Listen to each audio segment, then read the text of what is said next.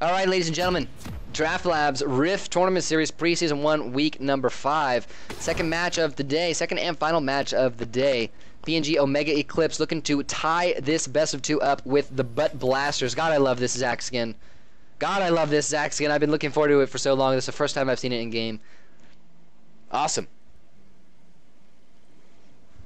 Who'll meet their end on the Rift today? Thank you, Gangplank. Gangplank's going to take over the shot casting from now on, you guys. I'm just going to chill and watch this match.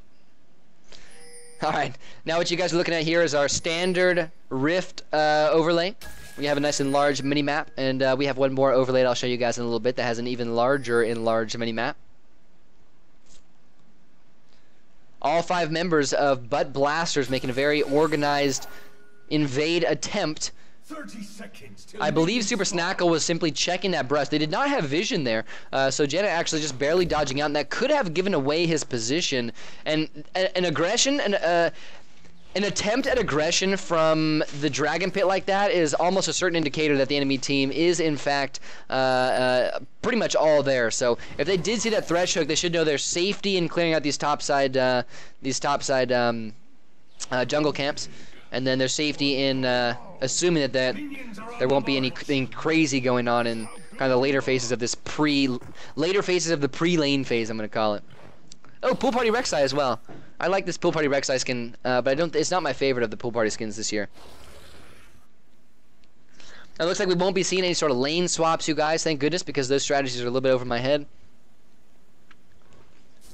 Another very similar start to what we saw in the last match. Assists for both the junglers.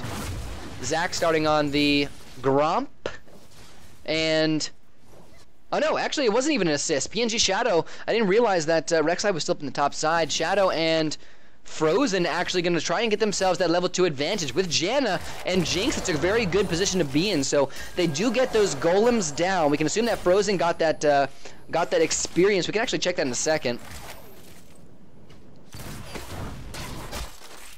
And now they're looking for some sort of level 2 advantage. Shadow needs to contribute to this wave clear if they want to actually get this level 2 advantage when they need to. Let's see how this is going to go. First landmark of the game, you guys. My main thing when I'm shotcasting is keeping tabs on these landmarks. Super Snackle is doing a good job of zoning, and that looks like it's going to guarantee the level 2 advantage for red team. And right away, you can see right as soon as they hit it, they move forward and pressure away the enemy team, guarantee themselves the next few CS without contestation, and guarantee themselves a nice little lane advantage. Sometimes these level 2 advantages in the bottom lane can actually translate into long-lasting advantages in the lane that can create some really good opportunities for the junglers and relieve a lot of pressure for the junglers on red side. So right now, Strider is actually in more danger considering the situation in the bottom lane.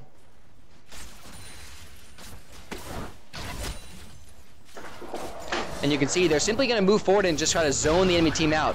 Thresh, a great zoning champ in the bottom side, so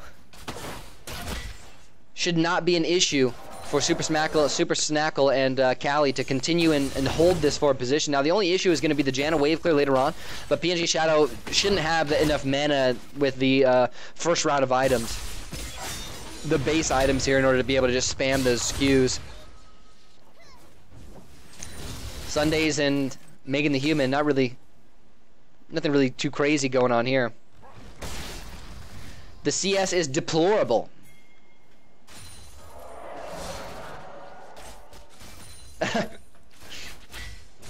Is that so, Jane Core? Here comes Dr. Phil. Like I mentioned, the state in the bottom means that Dr. Phil was most likely going to head up top. That's going to be a successful gank. Now, he didn't blow any summoner spells there, but it is a successful gank in the fact that it's going to give Irelia the bit of an advantage that she needed. It was crucial for the Butt Blasters to get that level 2 advantage on the bottom side and relieve the pressure from the jungler, because it was crucial for King Khan to get rolling early as Irelia. So this advantage that King Khan is going to have over Strider in this early phase is huge, you guys. And you can see King Khan is trying to pressure it right away. Here comes Avernus, though. King Khan might be in a tough situation. Strider has health, but King Khan has no mana. Avernus actually getting massive amounts of damage off, forcing the flash. Is going to be able to get some burn down, but King Khan is getting more health from pots than Avernus is dealing with the damages. Wow. A nice counter gank, well timed, as King Khan wanted to make some aggression and solidify an advantage. That turns things around. Now King Khan forced to go back, potentially using the teleport here. That's huge. That's huge, you guys. It looks like this might be a battle of the top laners. Avernus was given the ability to go back. Now keep in mind that bot lane still is in that good situation, and junglers are really nowhere near, so their aggression right now is going to work. Also, Avernus just showed himself on the top side, so that relieves a lot of pressure from both Vayne and Thresh on the bottom side as well. So this is good. This is good for butt blasters in the bottom lane, not very good for butt blasters in the top. Now with that, King Khan being forced back, Maokai was able to shove in the wave, go back, and shouldn't need to use his teleport here. Should be able to walk up into the top side, whereas King Khan had to, and that's the advantage gained. Sunday's now being aggressed, but Avernus is here, so are we not going to continue? Strider CS better. 11 to 32 now in favor of King Khan. Strider down quite a bit now. It seems as though even through all this, King Khan was able to grant himself an advantage through and through with his CS. So if things were even up there, it'd definitely be kind of in Strider's favor, I would say, with the teleport advantage. But with that being said, a nice large gold CS advantage for King Khan this early on is pretty good for an Irelia. It's also kind of a problem that Strider is maxing E before Q. He's using a lot of potential wave as well as disengage. Word. It seems as though he kind of knew the outcome of this lane before he went into it, one could say. Going for the E means he's going to want to clear waves from a long range. Now, he's trying to clear out this, give himself 30 extra gold here. Clear out that pink ward, but King Khan capitalizes and deals lots of damage, trying to force out of his sustain right away. But like I mentioned, it seems as though he's not really expecting to win this lane at all. Which is not good, considering the fact that he's building his champion that way, and the way that the bottom lane matchup has been going, with pressure being applied by red team, forcing the hand of his own jungler. It means that even though King Khan might be in the position to make good to make good ganks with even though King Khan might be positioned for Avernus to make a gank here. Now here comes another aggression from King Khan, and snags the first blood with skill shots. First blood going to an Irelia. That is no good. No bueno, you guys. Now what I was going to say is that even though King Khan is going to have the advantage and going to be pushing up forward onto Strider, oh, here's the engage from Sundays, you guys. Everything happening right now, making him force out of the ultimates right away, just disengaging as far back as possible. Nice ignites. Nice play from Sundays. No kill found there. So Avernus wasn't quite quick enough on the draw, but it was a nice advantage that Avernus is here to capitalize. So they're going to get a good bit of damage on this mid tower. Now Zach is making his way to the mid lane, try and contest this one, but they already got a decent advantage here. And with the back from Megan the Human forced, Sundays might be able to gain something else from it. We'll see. Here's Strider aggressing King Khan, but King Khan definitely winning out most of these trades. Check out the bot lane. How are things going on the bot side? CS actually moving in favor of Frozen, you guys. Frozen's presence in the lane is quite good, but also you have to keep in mind that Thresh has been getting CS for himself. So really it's just about even, you guys, but gold going to Thresh as well as to Kali, so slight advantage in red team's favor. Thresh does have that Targon's. Overall, he's not very confident with Maokai. If anything, I believe that Maokai could build something like ROA or Righteous Glory. He could win no problem. Is that what he's more comfortable on? Champions that build things like Righteous Glory and Rod of Ages? You know him better than I do. Now, 9 minutes in, we're approaching the second landmark of the match. First one, obviously, was that level 2, which red team were able to take handily in this game. And last match, neither team actually got that advantage, so it was a little bit more difficult to follow. But now, with red team, with Bud Blasters taking the advantage early. Now, here comes Ari, you guys. Was going to move into the bottom side, but she seems to have been seen by that ward in the river, so they were backing off. We saw a couple of... yeah, we saw a couple of pings going down here. Avernus hiding in the lane for the the brush gank. King Khan is caught out. Strider has his ultimate pop. Will they have enough damage down? Might not be the case. Avernus misses the final Prey Seeker. And while King Khan is forced to go back while dealing minimal damage in return, King Khan was not killed. That's important to note, but PNG, Strider, and Avernus once again going to be able to capitalize. So the early game pressure from the Rek'Sai is proving to be just that. And is gaining advantages on objectives here. Shadow Pulled in, takes a lot of damage there. Forced out of some of the sustain. What I'm trying to say is that Strider underestimates Maokai's damage by a large amount. We'll have to see how he builds. Looks like he's going to be building right into a fire vest, or whatever the heck it's called. Once again, Ahri has been spotted. PNG Frozen and Shadow disengaging accordingly. Now she's moving back up. Might actually start the dragon or something here. They have so much pressure bot lane that it also enables them to get a good advantage over the dragon, because it's difficult when you're being pushed under your tower as bot laners, especially as a support, to move forward and ward the dragon, unless you're warding the dragon pit, which doesn't help you that much, you know, to ward outside the dragon in the river. So right now, post 10 minutes, we're inside of the marker for the first dragon to be taken. It's definitely butt blasters with an advantage. Now, there's other things across the map that PNG can use in order to kind of subsidize that disadvantage that they have. Things like the damage that has been dealt to the mid and top lane towers. If they're able to make a play later on, nice dodge by Sundays. Making the Human is trying to aggress here. Dr. Phil has his ultimate pops, gets the knockup. Sundays is dropped right away. That's a nice pickup for the butt blasters. Making the Human was taken real low, you guys. Check this out. Making the Human drop down to below 50 health, it looked like. Has only been sustaining a couple off some pots. Well played. Megan the Human picks up that kill. Now 1-0-0 for the mid laner and 1-0-0 for the top laner. Both on Butt Blaster's side. With that kill, they're applying even more pressure to the dragon, you guys. Here comes the Rek'Sai ultimate. He goes top side. If a big play is made on the bottom side of the map, it might be dragon time. But based on what we saw in the last match, neither of these teams like to really take the dragons before they know they can get it. I wouldn't expect to see any more complex strategies than what we saw in the last match. If a play is made, if something big happens where there's a numbers advantage right away, that mid lane gank wasn't necessarily something that's dragonable because Ahri was taken so low. Plus Zack's ultimate was used there as well. Here comes Avernus on the top side again, trying to aggress King Khan, but King Khan not going to fall for it this time. Super Snackle. Here's the engage on the Frozen. Gets the nice little stun and a slow. Ultimate from Janna. Disengages just long enough, but Super Snackle has a plan. Lancers in Kali.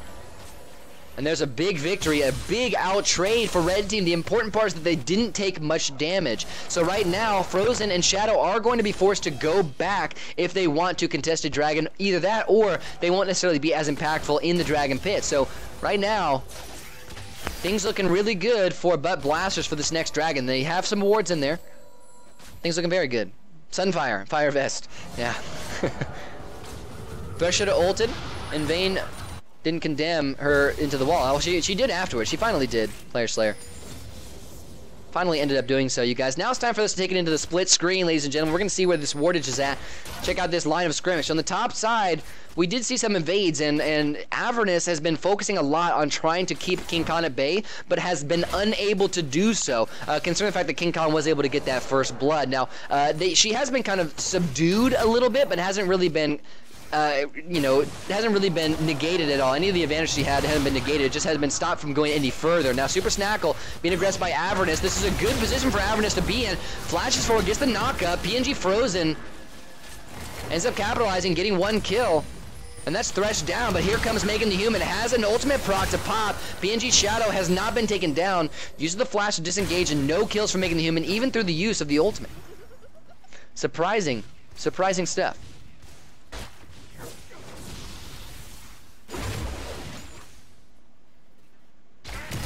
So what does that gain? What does that gain for PNG here? They've gotten a kill on the bottom side. It was on the support, so it gains them not very much, to be honest with you, because the support's being taken down.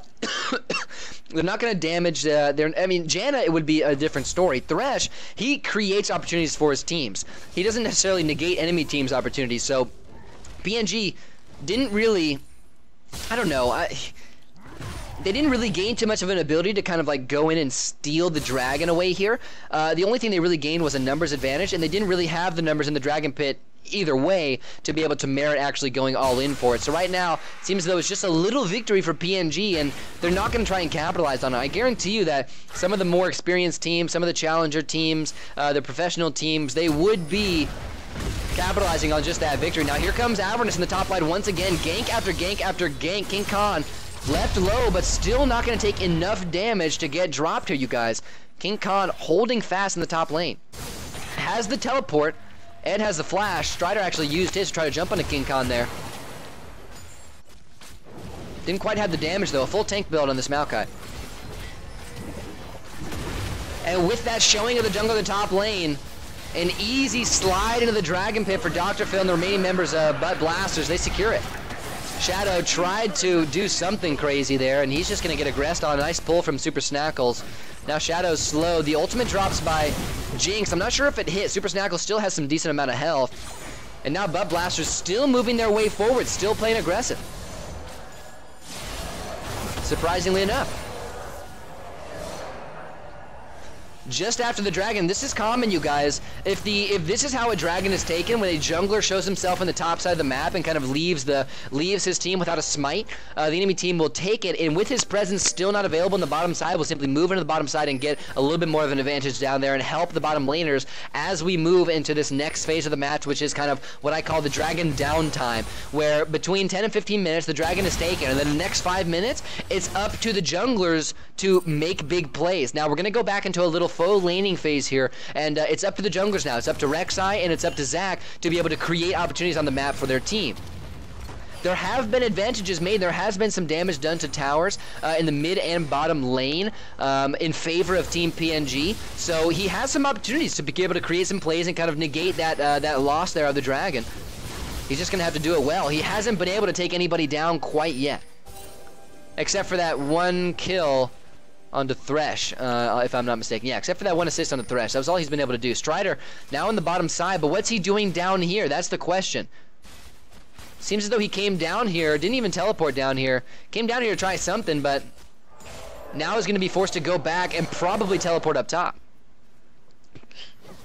He needs to do it fast because he's got to have that cooldown available for the next dragon, you guys. Maokai full tank without any AP at all. It's just lacking in any damage whatsoever. Now here comes a gank from Aversons to the bottom side. Thanks a lot, Jane Core. You made me miss it. Super Snackle, he's locked down. Teleport dropping from Irelia. She comes in a little bit late, though, only after Super Snackle has gone down. Avernus falls real quickly. A late exhaust is going to end up getting Janna taken down and potentially frozen as well. He flashes late after King Khan is actually already going back. They are respecting this Irelia a lot now. Sunday's making aggression onto Megan the Human in the mid lane, but I'm not sure if Megan the Human is going to survive it. Megan the Human tries to jump back in. Sunday's left low. Megan the Human still secures the kill with an ignite. Wow. I am surprised that happened. They were both left super low. A big engage from Annie. No, Frozen. I did not see that one coming. Frozen snags it. You can see, I'm not sure if you guys can see it, but Megan the Human actually throwing down the face roll. Top lane turret actually going down, surprisingly enough. That teleport allowed Strider. He ended up teleporting up in the top side when he saw Irelia teleporting bot, and he was able to aggress that tower really easily, get it down. So it's 1 for 1, you guys. Both teams going tit for tat here. King Khan now addressing Strider. I'm not sure if Strider's going to be able to make it out of this one. Decent slow from King Khan. Where'd that slow come from? Is that one of Irelia's skills? Oh, no, she popped the Bilgewater Cutlass. That's what it was. Getting no-scoped.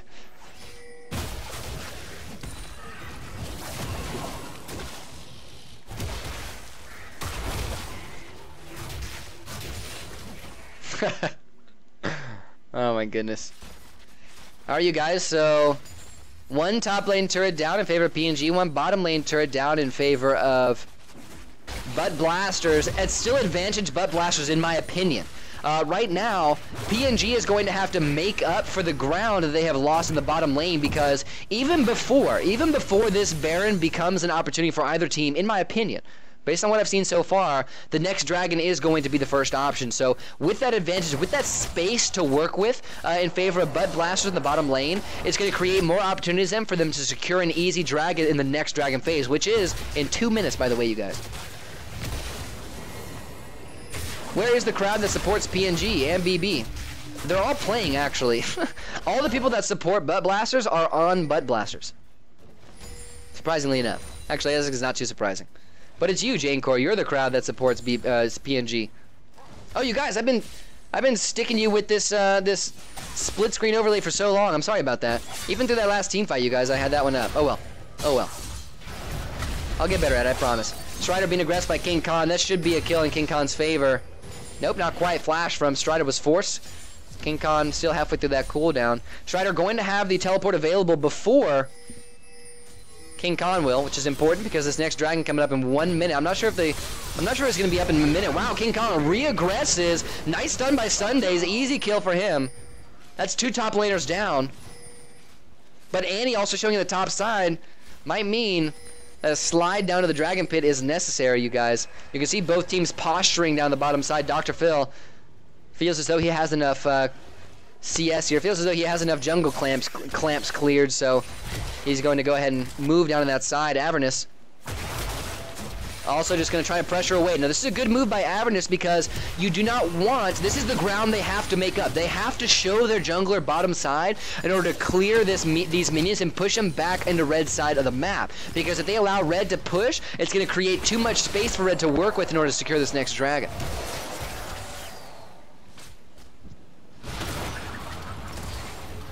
Here comes Zach. Oh, that was a great play attempt there. They missed the hook, but Dr. Phil did come in fairly easily. The play was not made. Shadow going in, possibly forced to pop an ultimate. That might be the case here. Shadow taking real low. Dr. Phil has his ultimate pop. Somehow, Avernus does not get hit by that hook, surprisingly enough. He must have been like, I don't know, something must have gone down there. It's Avernus. He's actually going to re-engage Callie, popping the ultimate. Knockups going through. Nice pull from Super Snackle. Avernus kind of teleports there somehow. We're going to have to watch this again, see where these things are coming from. Snackle pops his ultimate just to isolate the enemy targets. Killing spree now for PNG Frozen, as he secures 3 kills in this team fight alone, if I'm not mistaken. No, 2, as a matter of fact. PNG Frozen now 4-0-2, and a 1 team fight for PNG, and should be a fairly easy dragon steal for them. Is somebody going to answer Megan the Human, though? That's the question. Avernus was taken down. They do have the opportunity to snag this dragon here if they want to, and they almost have to, considering the fact that middle turret and top turret are both being aggressed. All right, you guys, let's see what happened in that last team fight. I don't know what's going on. Some weird things happened here.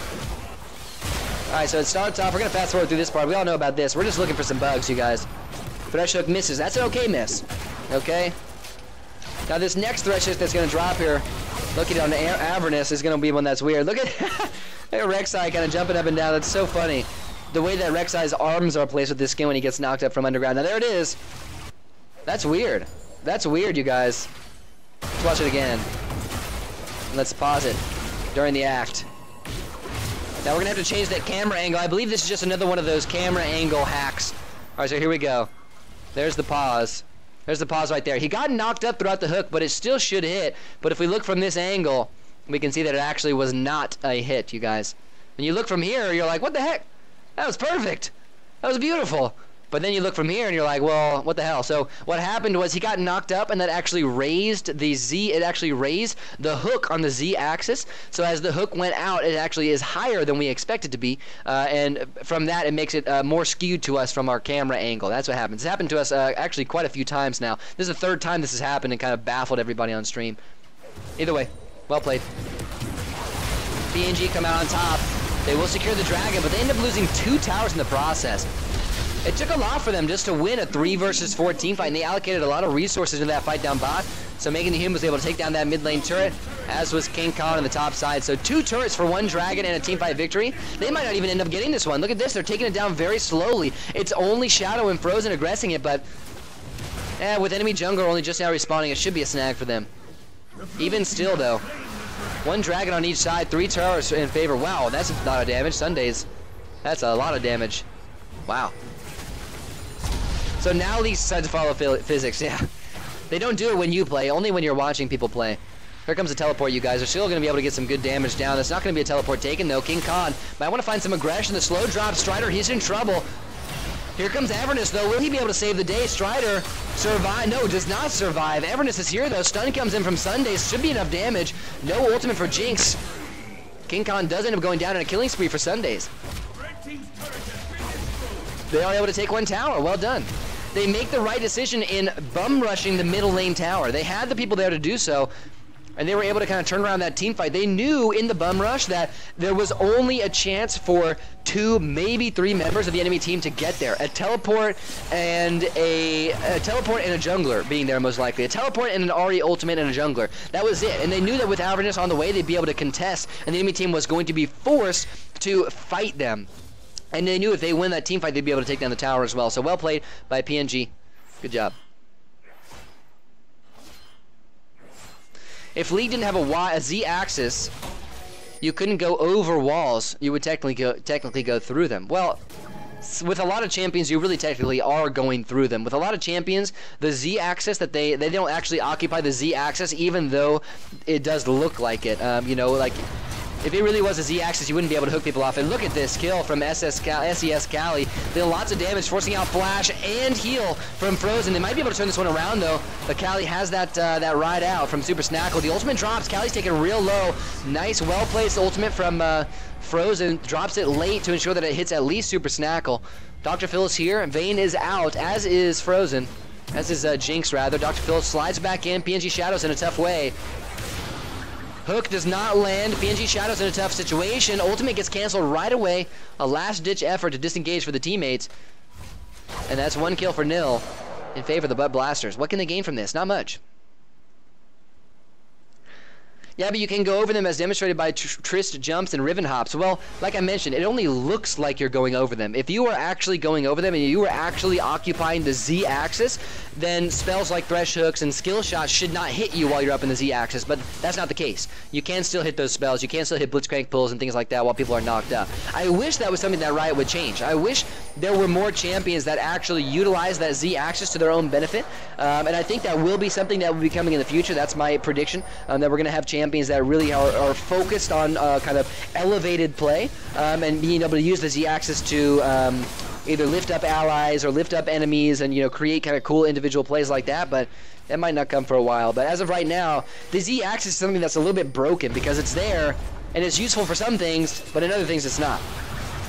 Now a button rush on the top side inner tower, or tier 2 tower rather, is going to force a start to fight. Sundays with his burst damage is now on a rampage. They drop Ari right away. That's been the focus. Take down the mobility by just bursting her down. Double kill for Sundays now. 5, 2, and 3 on the Annie. All kills being made after the 2 deaths.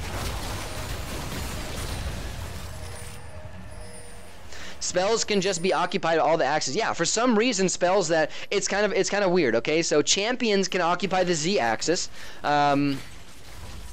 Well, not actually, champions can look like they're occupying the Z-axis, but don't actually do so, but spells can occupy the Z-axis and do end up actually taking the effects from occupying the Z-axis, which is weird. Here comes another fight, you guys. PNG looks like they do not want to stop this fight, but Cali ends up getting a nice little engage here, gets good damage off right off the bat, but here comes Sundays, massive burst damage. Annie hitting a nice power spike here, 2 kills going down right away, and a snipe for Frozen is going to secure a big 3-for-0 trade in favor of PNG.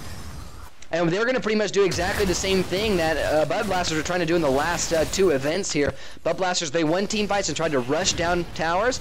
Now PNG are doing the same thing, but with Jinx, after a team fight, she is just a tower sieging menace, you guys. She is just a tower pusher. She's a sprinter when it comes to killing towers. Now Avernus, he's already begun the siege on the top side tower. Might just end up continuing. PNG sliding up in the top side. Bud Blasters moving in to contest, but not quite quick enough. 2 towers dropping in PNG's favor. They have been getting these kills. It's Sunday's killing spree that has been opening up these opportunities for PNG.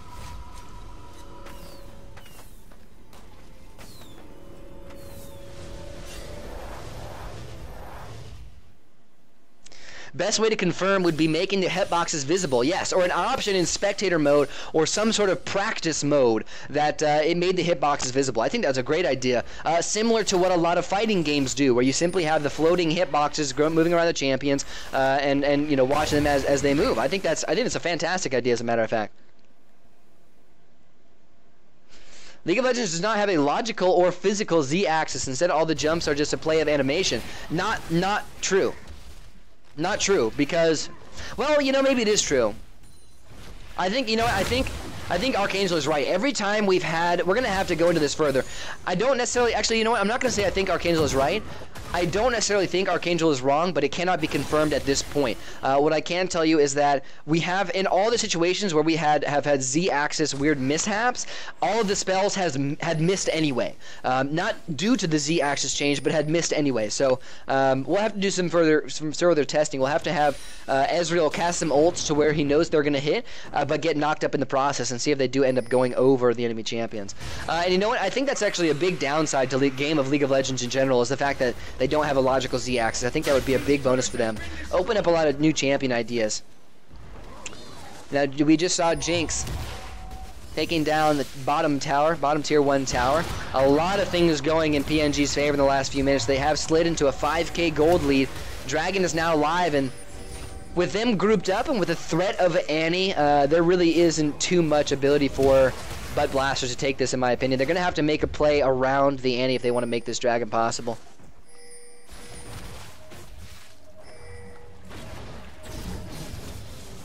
Both teams kind of moving right in line with each other. Where's the next move, you guys? They want to move over into the mid lane and potentially start a fight there. Sundays gets jumped on. He's dropped down real fast. King Khan is in the backlines. Frozen drops. Sunday's down. Callie survives the Annie burst, but 3 members of PNG are chasing her down. Now it's Frozen versus King Khan, but it looks like King Khan is going to be the victor here. That is the case. Now Avernus, he picks up a kill. Ari has dropped. Double kill for him. Dr. Phil trying to follow up, though. It's only Super Snackle, King Khan, and Dr. Phil here. Avernus drops, and with King Khan here, there is no hope for PNG Strider. Shadow not going to be able to make too much of an effort in this fight. King Khan now on a killing spree, 7-3-1 on the, whatever her name is, the Irelia. And a team fight victory, 4-for-2 in favor of the Bud Blasters, you guys, surprisingly enough. And they're going to continue this siege here. Not very many members here to kind of defend this turret, so this is a good idea, what they're doing. A Z-axis would mean a complete redesign of every champion, though. I don't think so. You know, I think that it would come down to more things specifically, more individual things. Now, if the hitboxes are static, okay? Now, the hitboxes are something that shouldn't be an issue for them because the hitboxes would simply have to be affected by the Z-axis as well. And there obviously is a Z-axis in the game. It's just not specifically logical. It's only used for animations. Now,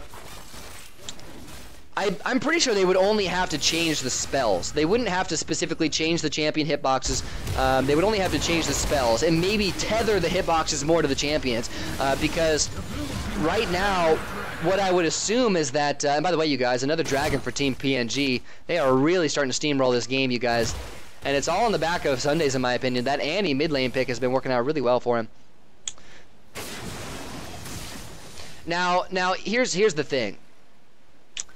If the hitboxes are tethered to the champions, okay? If the hitboxes are tethered to the champions' actually what I'm trying to say is, I know this is super scattered because I have to watch the game and explain this at the same time and it's complicated, but let me regroup myself. If the hitboxes are tethered to the champions' models, okay, then I think that it should only be a matter of changing the spells to interact with the Z-axis a little bit better. If that's not the case, and the hitboxes are not tethered to the champion's models and are simply tethered to the champion's position on the map and the direction that they are facing, then I think it would have to be a complete remodel, in my opinion. Then I think it would have to be much more difficult, in my opinion, because they would then have to enable the champions to be tethered to the Z-axis, which is somewhat already enabled. Then they would have to tether the hitboxes to the champions. Then they would still have to change the spells in order to be able to hit the champions. But if the champion hitboxes are simply tethered to the champion models, which are already in turn tethered to the coincide with the Z-axis or already work with the Z-axis, then it would simply be a matter of just changing the spell. What's the word I'm looking for? Just change the way the spells interact with the Z-axis as well. The code of a jump is actually a video play. See, that's unfortunate, man. I really don't like that. I think that's a big downside and something that Riot really needs to focus on in the future. All right, you guys. Anyway, back into the game. Right now, PNG and Bud Blasters both regrouping. Aren't too many available objectives on the map right now. I mean, all outer turrets are down. We might see a big team fight coming up soon, but right now we're a little bit stale moment. Both teams just going to kind of hit that farming phase where they're going to try to push every lane in as best they can.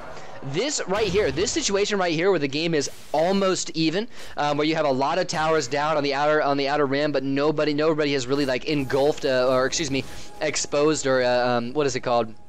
Breach the gates, as Trick2G would say, in any of the lanes. This is what separates good teams from great teams, because great teams can take this kind of really weird situation where there's so much space in the center of the map and use it to create a situation that gets them another objective. Instead of both these teams just kind of dancing in the middle and never really wanting to go too deep in the enemy base with fear of having to run too far to get back to safety. Here comes Strider, flash engaged on the Megan the Human.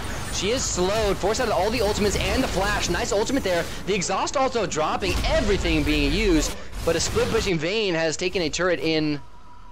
Uh-oh, here comes Sundays. Knows exactly where Callie is. Beautiful play from Callie. Gets the stun, jumps right into Sundays, but Sundays... That was a two-shot, I think, you guys. That's what it looked like, at least. I'm speechless after that. I am speechless. And PNG, after that pickoff, are going to head and try and get this dragon here. Vayne being down, I don't know. Zach is here. There is steal potential. They don't have any much vision, though. Nice ultimate from Shadow. Beautiful ultimate from Shadow. It kept Dr. Phil away. Well timed, you guys. And now PNG get the Baron, and they're running right back into a team fight. But now King Khan is causing some havoc. Sunday's taken low. Nice feel from Avernus. Here comes Dr. Phil. Has his ultimate pop. Megan the Human picks up a kill. Actually, it was Dr. Phil that got that one. And looks like this fight's going to end as a 2-for-1, potentially. Flash, force out of PNG Frozen. Here comes Megan the Human, deals some damage, but is not able to follow up a CC.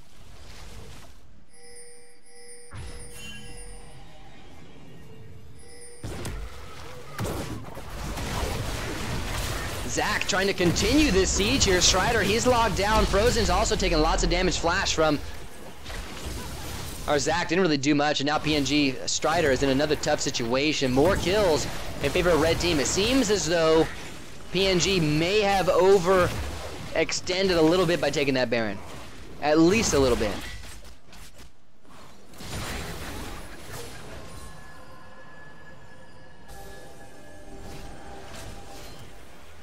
And you guys, just a finishing note on all this Z-axis talk.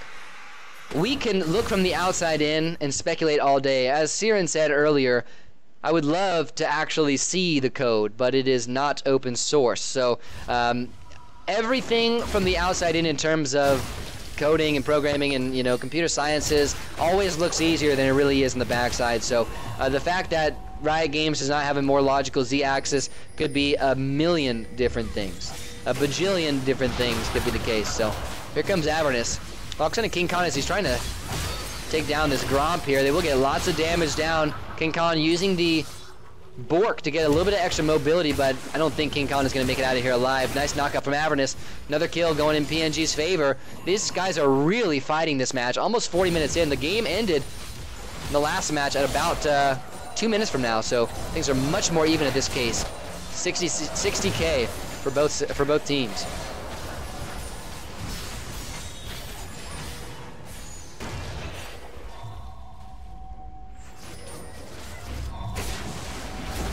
Here comes Avernus again. PNG simply trying to body their way into the enemy base. Not a bad decision here. They get Snackle down real low. Dr. Phil had something to say about it. They get Snackle down. Dr. Phil is disrupting quite a bit. Nice work. Double kill for Avernus as Annie throws down some crazy damage, you guys. Annie and Maokai combo there. Pick up triple kill for Avernus. And another one team fight for PNG. Strider, the only one going down. Quadra kill now.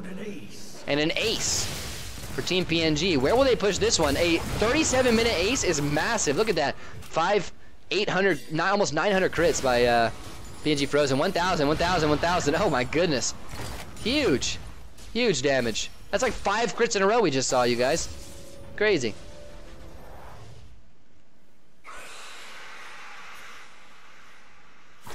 Now it looks like they're just going to peel back and snag a dragon here. Not trying to push this lead as far as they potentially could have. I mean, still 15 seconds left on Dr. Phil.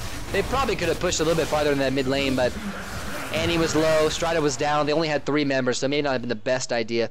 They are just simply going to secure themselves the 3rd dragon of the game, regroup, and try to use those advantages later on. They did, however, push down a couple extra towers, or excuse me, throw down a couple extra wards the enemy jungle, give themselves a little bit extra vision. Trust me, ITNA sucks. Love to work on computers physically, but if I could, but programs get messed up so easily. Yeah, true that. True that. Alright, you guys, now this next big event that happens in the game is going to be the Baron, you guys. Now, is the next Baron, of course. In my opinion, it's either the game is gonna end before the Baron, or the next team that gets the Baron should win the game, in my opinion, because in all honesty, it should be PNG. They're kind of pulling away here. It all depends on whether or not Callie ends up getting a good jump on this Vayne, because Callie definitely been kind of subdued this match. Hasn't been able to make that carry Vayne appearance that we like to see so much.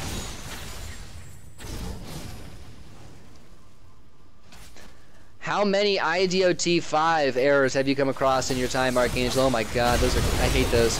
Here comes another engage, you guys. Started by Strider. Dr. Phil gets in the back lines of PNG as well. Callie's taken real low. First kill goes in favor of Bud Blasters. Next one into PNG. Make that 2 for PNG. And he's still plenty healthy. 3 now for PNG. Frozen doing real well. Huge damage and very excited. Uses the mobility to actually catch up to an Ari Vayne. The only one not going down for Team Bud Blasters. And I don't know, but this might be the game here, you guys. Almost another ace in favor of Team PNG.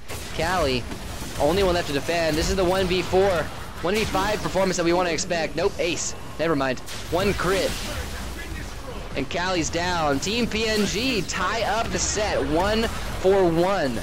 This game was on the back of Sundays, you guys, and I can't say it was the most difficult thing to do because Annie, you know, gets some bursts and you're bursting people down. That's all they're going to do, but Sundays, the fact that Annie was able to execute people across the map, he was able to simply delete one member of the enemy team, there were lots of carries. That was a very carry-oriented team we saw from Red Team, so from Butt Blasters rather, so the ability to either execute or at least chunk down King Khan that much early, or just execute Callie, or lock down Megan the Human and take her out was massive in this game. The Annie pick ends up working out really well for Team PNG, and I want to give the MVP performance for Sundays simply for picking that champion. I mean, it would have had a similar effect. It's not like Sundays was super fed the entire match, 9-3 towards the end of the day. Probably, I think, what, like 6-3 before that end of that last fight. So definitely had good items and definitely was in a good way, but not necessarily carrying the game in general. But a very good performance from PNG here. They did a great job, and Bud Blasters, you know, not too much to say. Both teams played really well. It just came down to 2 victorious team fights in favor of Team PNG in the end,